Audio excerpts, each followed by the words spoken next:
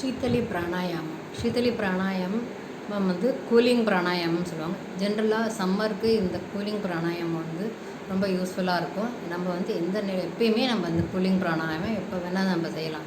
சாப்பிட்றதுக்கு முன்னாடி, சாப்பிட்ட பிறகு இது ஒரே பிராணாயாமம் எப்பயுமே நம்ம செய்யலாம்.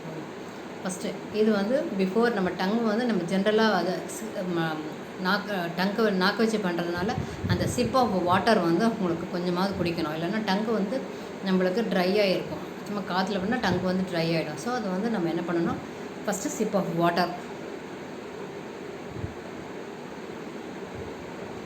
குடிச்சிட்டு டங்கை வந்து ஃபோல்டு பண்ணணும். குழல் மாதிரி நல்ல ஸ்டாண்டர்ட் எரெக்டட் பொசிஷனில் இருக்குங்க. சின் முத்ரா அப்படின்னு வச்சுட்டு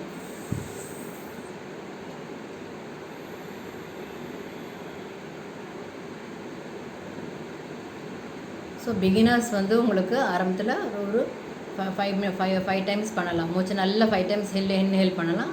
பழக்கம் இருக்கிறவங்க 15 டைம்ஸு அந்த இன்ஹேல் பண்ணி நம்ம விடலாம். ஸோ நல்ல அதுவும் இந்த சம்மருக்கு ரொம்ப ஏற்ற கூலிங் பிராணாயாமம். வித்தவுட் நம்ம பாடியும் நல்லா கூலாகும், அதான் கூலாகிடும். ஸோ இது வந்து வாட்டரை வந்து ஸ்கிப் பண்ணாமல் குடிக்கிறத பாருங்கள்.